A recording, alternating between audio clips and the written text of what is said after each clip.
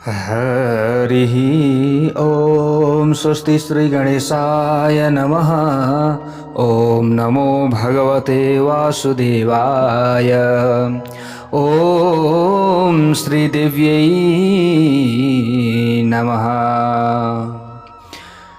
या श्रीः स्वयं सुकृतिनां भवने स्वलक्ष्मीः पापात्मनां कृतधियां हृदये सुबुद्धि श्रद्धा सतां कुलजन प्रभवस्य लज्जा तां त्वां नतः स्म परिपालय देवि विश्वं नारायणं नमस्कृत्य नरं चैव नरोत्तमं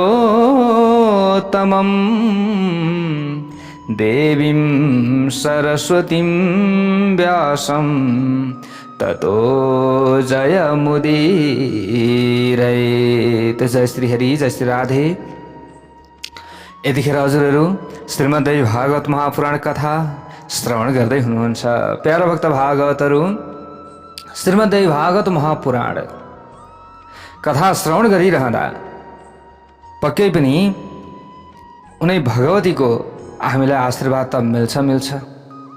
हाम्रा सारा अमङ्गलहरू पनि नाश हुँदै जानेछ। प्यारो भक्त भागवतहरू, जब हामीमा आस्था बढ्न लाग्दछ नि भगवान भगवती प्रति, त्यस पछाडि अवश्य पनि हामीलाई राम्रो हुन थाल्दछ। त हामीमा सुरुमा नै शङ्का उपशङ्का उब्जियो भने हामी कहिले पनि अगाडि बढ्न सक्दैनौँ। जय बोलौँ भगवती उमा की जय होस्। आज हामी आजको नयाँ भाग 67 मा उपस्थित भएका छौँ। प्यारो भक्त भागवतहरू, यहाँ जो रम्भ थियो, रम्भले एउटी दानवी जो महिष भन्नु अथवा भैँसीसँग उसले विवाह गरेको छ। त कुनै दिन के भयो त भन्दा एउटा रागोले अब गर्भधारण गरेकी थिइन् ती भैँसीले त हैन। त रागोले त्यो भैँसी देख्ने बित्तिकै त्यो रागो भैँसीलाई खेदाउन लाग्यो। त रम्भलाई अत्यन्त रिस उठ्यो। त्यो दानव थियो रम्भ, जसले चाहिँ भैँसी जो महिषी, अब महिषी भनेको भैँसी भनौँ अथवा दानवी, त्यो भैँसीको स्वरूपलाई धारण गर्नेवाली, त्योसँग विवाह गरेको थियो। त आफ्नी पत्नीलाई यसरी खेदाएको देखिसकेपछि अत्यन्त रिसाएको जो रम्भ थियो, रम्भ र त्यो रागोको अब लडाईँ पर्न लाग्यो। अब कामातुर त्यो रागोले आफ्ना सिङहरूद्वारा रम्भमाथि छिटो छिटो प्रहार गर्न लागेको थियो। त्यो तीखो सिङले छातीमा लागेको थियो रम्भको, मुटुमा चोट परेछ, त्यसै कारणले गर्दा मुर्छा पर्यो। मुर्छा मात्रै परेन, ऊ त्यतिखेरै भुइँमा लड्यो र मृत्युमा प्राप्त भयो। भूमौ पपात सरसा ममार च विमूर्छितः मृते भरतरिषा दीना भयार्ता विद्रुता भृशं भयार्ता विद्रुता भृशं। ल हेर्नुहोस् है, त ऊ मृत्युमा प्राप्त भयो। पतिको मृत्यु भएपछि शोकमा परेको र डराएको त्यो जो भैँसी त्यहाँबाट भाग्यो। अब महिषी भाग्यो। अब ल हेर्नुहोस् है, वेगपूर्वक भाग्दै गएर एउटा वरको रुख मुनि गई त्यो महिषी त्यहाँ बस्ने यक्षहरूको शरणमा परी। ल हेर्नुहोस्, कामार्थ र बल एवं पराक्रमले मदोन्मत्त भएको दोस्रो रागो पनि उसलाई पछ्याउँदै पछि दगुर्दै त्यहीँ आइपुग्यो। यक्षहरूले रागोबाट डराएको र अत्यन्त आत्तिएको र रोइरहेको भैँसीलाई देखे। त्यस पछाडि त्यसलाई पछ्याउँदै आइरहेको उन्मत्त रागोलाई पनि देखे। त्यस पछाडि भैँसीको रक्षाका लागि ती यक्षहरू त्यहाँ आए। प्यारो भक्त भागवतहरू, यक्षहरू र उन्मत्त रागाको बीचमा डर लाग्दो युद्ध हुन थाल्यो। त्यो समयमा अत्यन्त डरलाग्दो युद्ध भयो। अन्त्यमा यक्षका बाणहरूले घाइते भएर अब यस्ता प्रकारले त्यो भुइँमा लड्न पुग्यो। त्यो रागो के भयो, भुइँमा लड्न पुग्यो। त्यसपछि यक्षहरूले भैँसीको परम प्यारो पति रम्भको शरीरलाई त्यहाँ ल्याइदिए र शरीरको शुद्धिका लागि त्यसलाई चितामाथि राखे। अब त्यो रागो यक्षबाट मरिसकेपछि यक्षको माध्यमद्वारा उसको मृत्यु भयो। अब त्यो भइसकेपछि जो महिषी थिए महिषीलाई अघि मरेको जो रम्भ थियो त्यो रम्भको जुन लास थियो त्यो लास ल्याइदिए यक्षहरूले। ल हेर्नुहोस् है, अब के हो त भन्दा पतिको शरीरलाई चितामाथि राखेको देखेर आफू पनि अग्निमा प्रवेश गर्ने निधो गरी म एक्लै बाँच्दिनँ, यदि पतिदेव मर्नु भएको छ भने म पनि मर्छु भन्न लागि यो महिषीले। ल हेर्नुहोस् यस्तो भन्न लागि त यक्षहरूले त्यो समयमा भने हुन्न हुन्न तिमीले मर्न हुन्न रोके यक्षहरूले, तर महिषी मर्छु भन्छे तर यक्षहरूले रोके। हुन्न भन्दा भन्दै आफ्नो प्रिय पति रम्भको साथमा डरलाग्दो ज्वाला भएको चिताको आगोमा ती महिषी प्रवेश गरी। ल हेर्नुहोस् त्यो महिषी भनौँ अथवा महिष भनौँ जे भए पनि महिष भैँसीसँग विवाह गरेको थियो, महिषीसँग विवाह गरेको थियो रम्भले। त गर्भधारण गरेकी थिए यसले, यक्षहरूले हुँदैन भन्दै थिए नगर नगर अग्निमा प्रवेश गर्नु हुँदैन, पति त मरे मरे तिमी किन मर्छौ भनेर यक्षहरूले सम्झाउँदा सम्झाउँदै यो मानिन त्यही अग्निमा हम फालेर मरी। ल हेर्नुहोस् है, अब के हो त त्यस पछाडि चितामा दन्केको आगोमा महाबली रम्भको शव दाह हुँदा हुँदै के भयो त चिताको माझबाट एउटा रागो प्रकट भयो। जय बोलौं भगवती उमाको जय होस्। त्यसै बेला अरू कुनै शरीर धारण गरेर पुत्रमाथि माया गर्ने रम्भ पनि चिताको बीचबाट प्रकट भयो। ल हेर्नुहोस् अहिले मरेको रम्भ पनि चिताको बीचबाट प्रकट भयो। यसरी रम्भ रक्त बीजको रूपमा र रागो महिषासुरका रूपमा प्रकट भए। अब उत्तम दानवहरूले महिषासुरको राज्याभिषेक गरिदिए। प्यारोक्त भागवतहरू यसरी महिषासुर निक्ल्यो। अब महिष निक्ल्यो, महिषासुर असुर थियो नि त त्यो त महिष असुर महिषासुर। तब यस्ता प्रकारले अब यो अत्यन्त बलशाली भएका कारणले गर्दा सबै असुरहरूले मिलेर महिषासुरलाई राजा बनाइदिए। हे जन्मेजय भन्नुहुन्छ वेदव्यासजी। यसरी महिषासुर र पराक्रमी रक्तबीज पैदा भएका हुन्। महिषासुर र रक्तबीज कसरी पैदा भए त भन्दा यही तरिकाले पैदा भए। रम्भलाई चितामा राखियो, उसकी पत्नी महिषी पनि त्यहीँभित्र पसी चितामा, त त्यही चिताबाट त्यही आगोबाट महिषासुर र रक्तबीजको के भए रक्तबीजको उत्पत्ति भयो। यसरी बुझ्नु पर्यो हामीले। अब त्यो महिषासुर देवता दानव र मानव कसैबाट पनि नमर्ने वर पाएका कारण अवध्य थियो। तब तपस्या गर्यो, उसले वरदान पायो। हे जन्मेजय यहाँनिर भन्नुहुन्छ वेदव्यासजी इत्येतत् कथितं राजन् जन्म तस्य महात्मनः वर प्रदानं च तथा प्रोक्तं सर्वं सविस्तरम्। यहाँ भन्नुहुन्छ हे जन्मेजय मैले तपाईँलाई महान पराक्रमी महिषासुरको जन्म र जन्मसँग सम्बन्ध रहेको यो वरदान प्राप्तिको यो दुवै विषयको बारेमा विस्तारपूर्वक मैले बताएँ। एवं स महिषो नाम दानवो वरदर्पितः प्राप्य राज्यं जगत् सर्वं वसे चक्रे महाबलः वसे चक्रे महाबलः। तब वेदव्यासजी अगाडि गएर भन्नुहुन्छ हे जन्मेजय वरदान पाएका कारण अभिमानी भएको अत्यन्त बलवान दानव महिषासुरले राज्य प्राप्ति गरेपछि सम्पूर्ण जगतलाई आफ्नो वशमा तुल्यायो। त्यसले समुद्रसम्म फैलिएकी सम्पूर्ण पृथ्वीलाई आफ्नो बाहुबलले जितेर आफूलाई शत्रुविहीन तुल्याएपछि निडर भइकन एक छत्र राज्य गर्न लाग्यो। अब ल हेर्नुहोस् है, महिषासुरको सेनापति चिक्षुर महान पराक्रमी र मदमत्त थियो। अब त्यसको कोषाध्यक्ष ताम्र थियो। ताम्रको अधीनमा 10,000 सैनिकहरू थिए। ल हेर्नुहोस् त्यसबेला असिलोमा उदर्क बिडाल भास्कल त्रिनेत्र अत्यन्त बलवान कालबन्धक नामक जो दैत्यहरू थिए, दैत्यहरूले विशाल सेनासहित आएर सागरसम्म नै समृद्धिले भरिएकी पृथ्वीलाई जितेर राज्य स्थापित गरे। पुराना राजाहरूले पनि अब महिषासुरलाई कर दिन थाले। ल हेर्नुहोस् है, जति पनि राजाहरू थिए सबैले महिषासुरलाई कर ल्याएर बुझाउन थाले। जुन राजा स्वाभिमानी थिए र क्षत्रिय धर्म अँगालेर महिषासुरसँग लड्न तयार भएका थिए ती सबै मारिए। जसले विरोध गर्थ्यो जान्थ्यो मारिदिन्थ्यो। ल हेर्नुहोस् हे महाराज भन्नुहुन्छ यहाँ वेदव्यासजी, हे महाराज यस धरतीमा रहेका सबै ब्राह्मणहरू महिषासुरको अधीनमा रहे र यसरी अधीनमा रहेर त्यसलाई यज्ञको भाग अर्पण गर्न थाले। यसरी धरतीमा एक छत्र राज्य स्थापित गरेर वरदानले घमण्डी भनेको त्यो महिषासुर स्वर्गमाथि पनि विजय गर्ने इच्छा गर्न थाल्यो। अब कहाँ स्वर्गमाथि विजय म गर्छु अथवा म विजय प्राप्त गर्छु भन्ने इच्छा उसले लियो। महिषासुरले इन्द्रको समक्षमा एउटा दूत पनि पठायो। ल हेर्नुहोस् है, अब दूत पठाउँदा महिषासुरले दूतलाई भनेको थियो, हे वीर, हे महाबाहु, तिमी जाऊ र मेरो दूतको कार्य सम्पन्न गर। हे निष्पाप, तिमी कसैसँग नडराइकन जानु, फेरि कोहीसँग डराउनु पर्ने आवश्यकतै छैन। स्वर्गमा देवताहरूको छेउमा गएर इन्द्रलाई भन, के भन त भन्दा, हे इन्द्र, तिमी स्वर्ग छाडिदेऊ र आफ्नो इच्छा अनुसार जहाँ जान चाहन्छौ त्यहीँ जाऊ।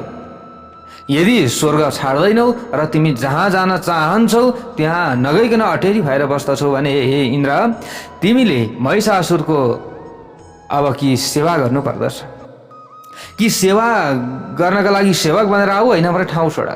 तिमीले महिषासुरको शरणमा जान स्वीकार गर्छौ भने उहाँले तिम्रो रक्षा गर्नुहुन्छ।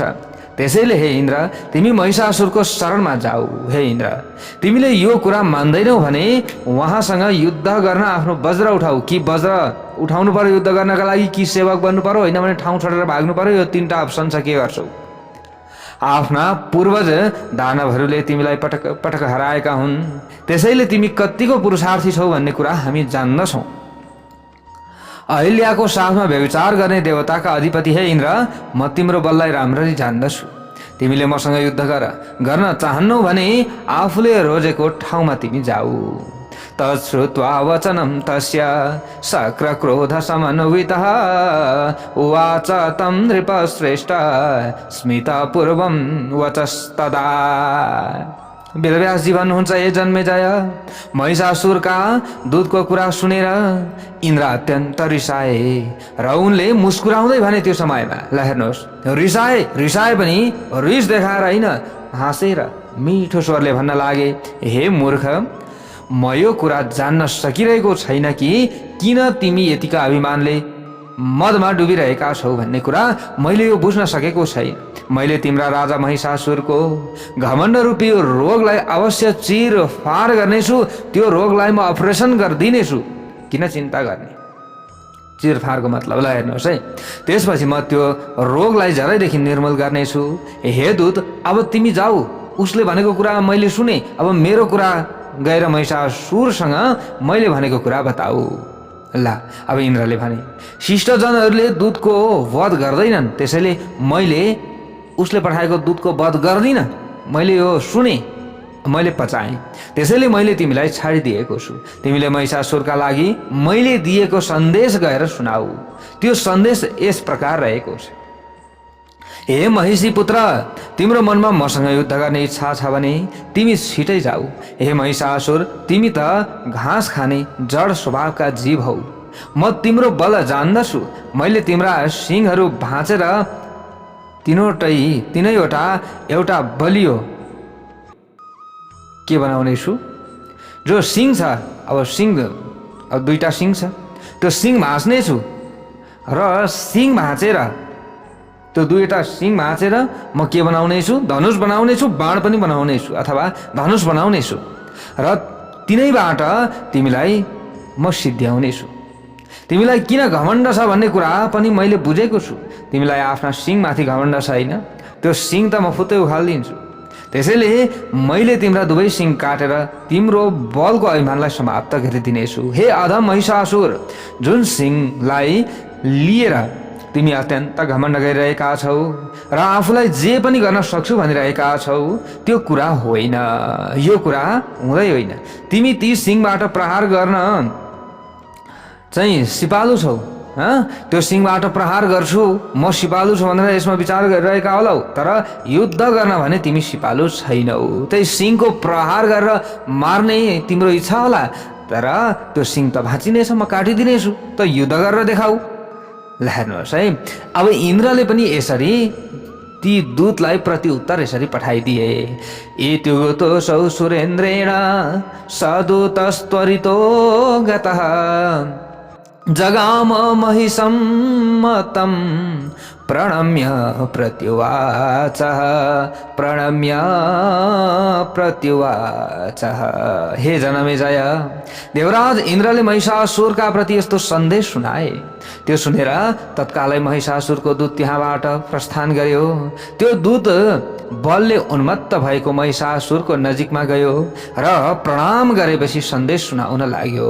दूतले भन्यो त्यो समयमा, राजन देवाधिपः कामं न त्वां विगणयत्यसौ मन्यते स्वबलं पूर्णं देवसैन्य समावृतः देवसैन्य समावृतः।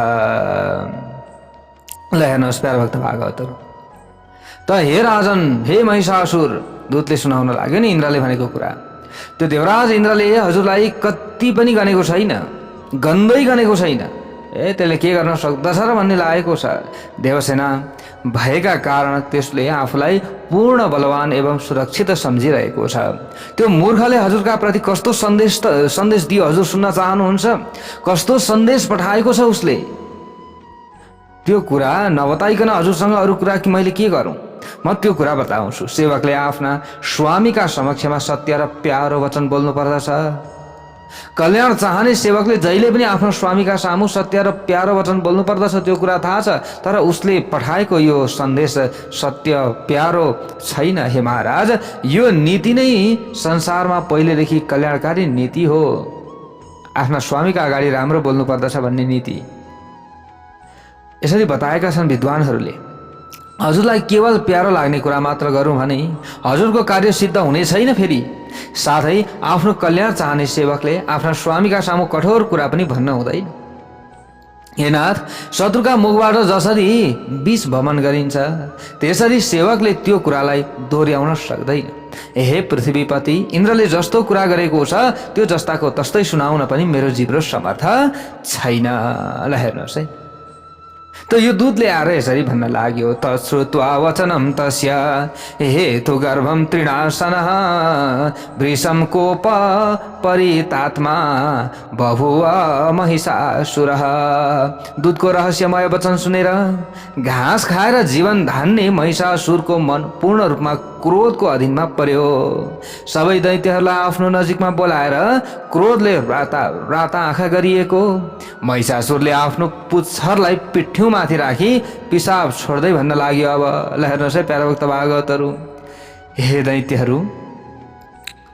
दैत्यहरू, निश्चय नै त्यो इन्द्र मसँग युद्ध गर्न चाहन्छ। त्यसैले अब तिमीहरूले पनि सेनाको संगठन राम्रो बनाउनु पर्दछ, किनकि हामीले अधम देवता इन्द्रलाई अवश्य जित्नु परेको छ। यो समयमा उसको घमण्डलाई पनि चूर्ण बनाउनु छ। महिषासुरले फेरि भन्यो, मेरा सामु कुन पराक्रमी अडिन सक्दछ र आजसम्म कोही पनि अडिन सकेको छैन। भो भो दैत्य सुरेन्द्रोसौ, इन्द्रका साथ इन्द्र जस्तै करोडौं लडाकु आए पनि म डराउनेवाला छैन। म डराउन्न भने एउटा इन्द्रसँग म किन डराउने? अब त म जसरी पनि त्यसलाई मारी छाड्नेछु। त्यो इन्द्र शान्त स्वभाव भएका मानिसहरूमाथि पराक्रम देखाउन सिपालु छ। त्यसले तपस्वीहरूमाथि बल प्रयोग गर्छ। त्यो मायावी छ, व्यभिचारी छ, अरूका स्त्रीहरूको अपहरण गर्न सिपालु छ। त्यो दुष्टले अप्सराहरूको आड लिएर तपस्वीहरूको तपस्यामा विघ्न पैदा गर्छ। शत्रुको कमजोरी बुझेर अवसरवादी बन्दै कमजोर शत्रुमाथि आक्रमण गर्न सक्छ। त्यो सधैँ पाप कर्ममा रमाइरहन्छ र त्यसले घोर विश्वासघात गर्दछ। त्यस इन्द्रले हामीसँग डराएर विश्वास देखाउन अनेक प्रकारका क्रिया खाएर एक दिन नमुची नामक दानवसँग सन्धि पनि गर्यो। सन्धि गरेपछि दुष्ट इन्द्रले छलको प्रयोग गरी नमुचीलाई मारिदियो। अर्कोतर्फ विष्णुको कुरा गरौँ त, ती पनि कपटका आचार्य हुन्, भनेको कपट गर्नमा आचार्य छन्। ल हेर्नुहोस्, महिषासुरले यसरी भन्न लाग्यो, मायावी छन्, झुटो प्रतिज्ञा गर्न सिपालु पनि छन्। त्यो कृष्ण आदि अनेक रूप धारण गर्न सक्दछन्। सैन्यहरूको शक्ति बढाउन तत्पर हुन्छन्। महापाखण्डी पनि छन्। तिनले बदलको रूप लिएर हिरण्याक्षको वध गरे अनि न मान्छेको न त बाघको नृसिंह स्वरूप लिएर तिनले हिरण्यकश्यपको वध गरे। हे दानव हो, म कहिले पनि विष्णु र इन्द्रको अधीनमा रहनेवाला होइन। म कहिले पनि उनीहरूको अधीनमा रहन्न। कुनै पनि देवतामाथि विश्वास गर्ने छैन। विष्णु र इन्द्र यी दुवैले मेरो के बिगार्न सक्छन्? अझ कुरा गर्ने हो भने ती दुवै भन्दा पनि बलिया रुद्र देवताले पनि युद्धको मैदानमा मेरो प्रतिकार गर्न सक्दैनन्। मैले अब इन्द्र, वरुण, यम, कुबेर, अग्नि, सूर्य र चन्द्रमालाई जितेर स्वर्गमा अधिकार कायम गर्नेछु। हामीहरूले यज्ञको भाग पाउनेछौँ र देवताले पिउने सोमरस पनि पिउने, जो देवताहरूले पिउने सोमरस छ त्यो पनि हामीले पिउनेछौँ। म देवताहरूको सेनालाई जितेर दानवहरूका साथ विहार गर्नेछु। ल हेर्नुहोस् है, यो महिषासुरले यसरी भन्दैछ, हे दानवहरू, वरदान पाएका कारण मलाई देवताहरूबाट कति पनि डर छैन। पुरुषले मलाई मार्न सक्दैन, यो मलाई थाहा छ। मैले यो वरदान पाएको छु, इन्द्रले मलाई मार्नै सक्दैन। सामान्य नारीले पनि मलाई कसरी मार्न सक्छन् र सक्दैनन् भन्दैछ महिषासुरलाई। हेर्नुहोस् है, हे मेरा जासुसहरू, पाताल र पर्वतहरूमा बस्ने ठुला ठुला वीर दानवहरूलाई बोलाएर ती दानवहरूलाई मेरो सेनाको अध्यक्ष बनाउनु पर्दछ। हे दानवहरू, म एक्लै सम्पूर्ण देवताहरूलाई जित्न समर्थ छु। तापनि शोभा बढाउने हेतुले तिमीहरू सबैलाई जिम्मा अवश्य पनि लाउनेछु, आफ्नो कामको जिम्मामा लगाउनेछु र सबैलाई जम्मा गरेर देवताहरूसँग गरिने सङ्ग्राममा म पनि भाग लिनेछु। म आफ्ना सिंह र खुर प्रहार गरी देवताहरूलाई निश्चित रूपमा मारिदिनेछु। वरदान पाएका कारण मैले कसैसँग डराउनु पर्दैन। देवता, दानव र मानवले मलाई मार्न सक्दैनन्। त्यसैले तिमीहरू सबै मेरा सेनाका दानवहरू देवलोकमा विजय प्राप्त गर्नका लागि तयार हौ। हे दैत्यवीरहरू, देवलोकलाई जितेर म नन्दन वनमा विहार गर्नेछु। मन्दार पुष्पको माला लगाएर तिमीहरू अप्सराहरूका साथमा रमाउनेछौ। कामधेनु गाईको दूध पिउनेछौ। खुसी हुँदै अमृत पान पनि गर्नेछौ र देवता यस्तै प्रकारले गन्धर्वका गाना अनि मनमोहक चेष्टा एवं नृत्यको आनन्द पनि लिनेछौ। उर्वशी, मेनका, रमा, घृताची, तिलोत्तमा, प्रमद्वारा, महासेना, मिश्रकेशी अनि मदोतकटा, विप्रचिति आदि नाच्ने र गाउने कलामा सिपालु अप्सराहरूले अनेक थरीका मदिरा पिलाएर तिमीहरूको मनोरञ्जन गर्नेछन्। म देवताहरूसँग युद्ध गर्न देवलोक प्रस्थान गर्नेछु। तिमीहरूलाई उचित लाग्छ भने तिमीहरू पनि उत्तम मङ्गल आचार सम्पन्न गरेर आजै देवलोक जानका लागि तयार हौ। सम्पूर्ण दानवहरूको रक्षा गर्न उत्तम मुनि एवं गुरुवर शुक्राचार्यलाई बोलाएर उहाँको पूजन गरी उहाँ जस्ता परम गुरुलाई यज्ञ कार्यमा नियुक्त गर। हेर्नु, समाहूय च सम्पूज्य स्थाप्य सङ्गे गुरुम परम। ल हेर्नुहोस्, त वेदव्यासजीले अगाडि गएर भन्नुहुन्छ, इति सन्दिश्य दैत्येन्द्रान् महिषा पापधिस्तदा जगाम त्वरितो राजन् भवनं स्वमुदान्वितः। हे राजन, यसरी दानव वीरहरूलाई आदेश दिएर पाप बुद्धि भएको महिषासुर प्रसन्नताका साथ छिटै आफ्नो दरबारतर्फ लाग्यो। त्यस पछाडि कहाँ लाग्यो? दरबारतर्फ लाग्यो।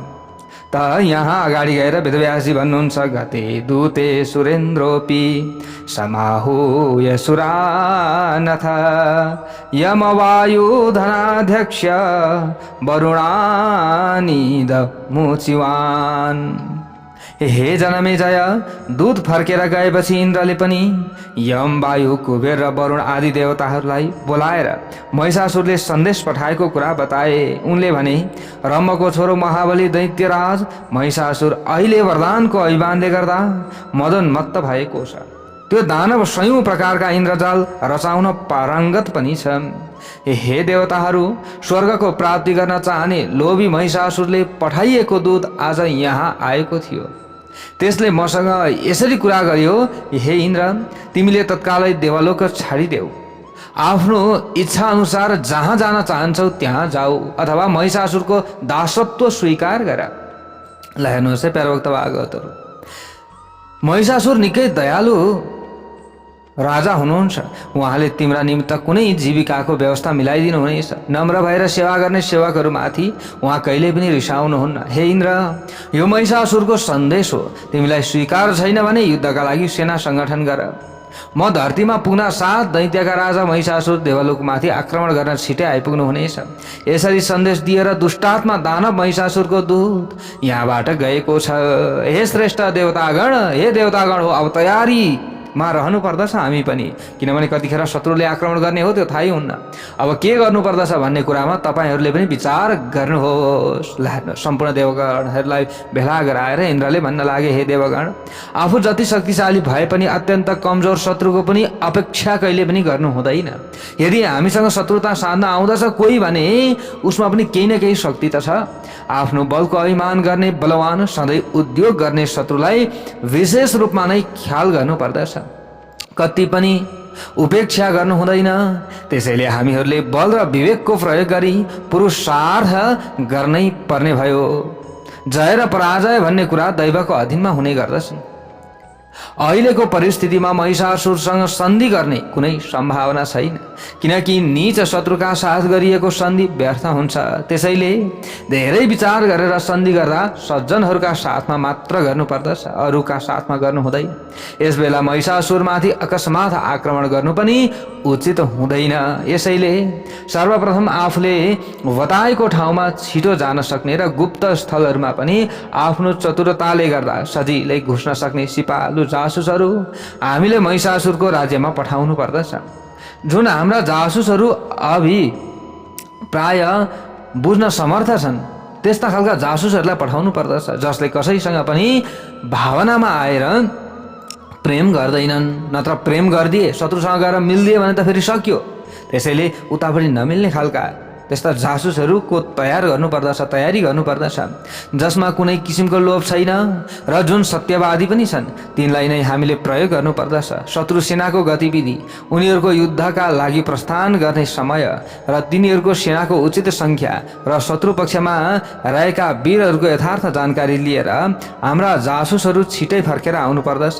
यसरी दैत्यराज महिषासुरको सेनाको समक्ष र अब प्यारभक्त भागवतहरू, अब यसरी इन्द्रले दैत्यराज महिषासुरको समक्ष पठाउने निधो गरिराखेका छन्। अब सेनाको क्षमता र अक्षमता दुवैलाई राम्ररी थाहा पाएपछि मैले आफै नै आक्रमण कसरी गर्ने र किलाबन्दी कसरी गर्ने यी दुवै विषयमा राम्ररी प्रबन्ध गर्नेछु भनेर इन्द्रले सल्लाह गरिराखेका छन्। बुद्धिमान मनुष्यले जहिले पनि राम्ररी सोच विचार गरेर काम गर्नुपर्दछ, किनकि विचार नगरिकन अचानकमा गरिएको कामले दुःखदायक परिणाम ल्याउँछ। त्यसैले बुद्धिमान मानिसहरूले राम्ररी विचार विमर्श गरेर त्यस्तो काम गर्नुपर्दछ जुन अन्त्यमा सुखदायक हुन सकोस्। अहिले दानवहरूको बीचमा फुट पार्ने भेद नीति अवलम्बन गर्नु पनि उचित हुँदैन, किनकि ती सबै दानवहरूमा पूर्ण रूपमा मतैक्य छ। त्यसैले कार्य गर्नुभन्दा पहिले हामीले गुप्तचर पठाउँ। हाम्रा गुप्तचरले दानवहरूको बलाबल थाहा पाएपछि नीतिज्ञ मानिसहरूसँग राम्ररी विचार गरेर हामीले गर्नुपर्ने कार्यहरूको नीति तयार गर्नुपर्नेछ। नीतिबाट हटेर गरिएको कार्यले गुण दोष थाहा नभएको औषधिहरूको सेवन गर्दा जस्तो कष्ट पैदा हुन्छ त्यस्तो नै विपरीत फल प्रदान गर्दछ। यसरी बताइएको छ। ल हेर्नुहोस्, यसरी सबै देवताहरूसँग सल्लाह गरेर देवराज इन्द्रले शत्रु पक्षको रहस्यलाई थाहा पाउने उद्देश्यले एउटा सिपालु गुप्तचर पठाए त्यो समयमा। ल हेर्नुहोस्, अत्यन्त सिपालु चाहियो नि त, जस्तो पाए त्यस्तैले हुन्छ हुँदैन।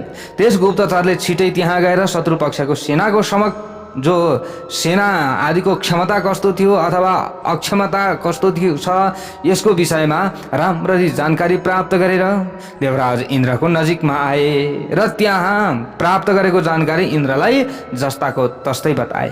शत्रु सेनाले गरेको तयारीका विषयमा सबै रहस्यहरू थाहा पाएपछि इन्द्रलाई ठूलो आश्चर्य लाग्यो र तिनले देवताहरूलाई पनि युद्धको तयारी गर्न निर्देश दिए। अब त्यसपछि राजनीतिक मन्त्रणा गर्नमा सिपालु देवगुरु बृहस्पतिलाई बोलाएर इन्द्रले परामर्श लिए। उत्तम आसनमा विराजमान भएका अंगिराका छोरा बृहस्पतिसँग इन्द्रले निवेदन गरे त्यो समयमा। ल हेर्नुहोस् है प्याराभक्त भागवतहरू, भो भो देवगुरो विद्वान् किम कर्तव्यम वदस्वनः सर्वज्ञोऽसि समुत्पन्नं कार्ये त्वं गतिरद्यनः। भो भो देवगुरो, हे गुरुजी, हे देवगुरु, हे विद्वद्वर, यस्तो परिस्थितिमा हामीले के गर्नु पर्दछ बताउनुहोस्, हजुर सर्वज्ञ हुनुहुन्छ। आज उत्पन्न भएको यो विषम परिस्थितिमा एउटा मात्र हजुर हाम्रा आधार हुनुहुन्छ। अत्यन्त बलशाली उन्मत्त भएको दानव महिषासुर आफ्ना साथमा अनेकौं दानव लिएर हामीहरूसँग युद्ध गर्न भनी यतै आइरहेको छ। हजुर मन्त्र विद्यामा कुशल हुनुहुन्छ, त्यसैले यस बखतमा प्रतिकारका लागि उपयुक्त हुने कुनै राम्रो युक्ति बताउने कृपा गर्नुहोस्। जसरी दानवहरूको रक्षामा दैत्य गुरु शुक्राचार्य अनि कटिबद्ध भएका हुनुहुन्छ, त्यसै गरी हामी देवताहरूको कष्ट निवारण गर्नका लागि हजुर पनि सधैँ तयारी रहनुहुन्छ र तयारी रहनु पनि पर्दछ। त इन्द्र महाराजका यी कुरा सुनेर आफ्नो मनमा समस्याको विषयमा राम्ररी विचार गरी सधैँ देवताको कार्य सिद्धिमा तयार रहने बृहस्पतिले इन्द्रसँग संवाद गरे। भने, हे देवराज इन्द्र, तपाईँ निश्चिन्त हुनुहोस्। हे महानुभाव, धैर्य धारण गर्नुहोस्। विषम परिस्थिति आउँदा एकाएक धैर्यबाट विचलित हुनु हुँदैन।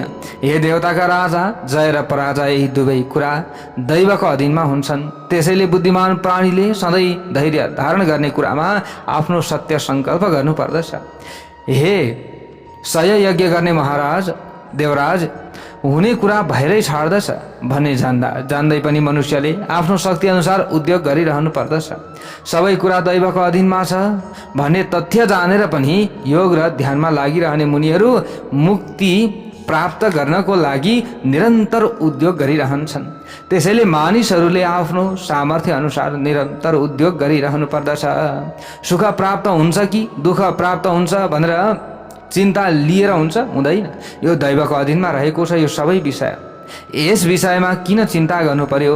सुख भवतु वा मा वा दैवेका परिदेवना, यसरी बताइएको छ। त पुरुषार्थ त गर्न छोड्नु भएन नि त।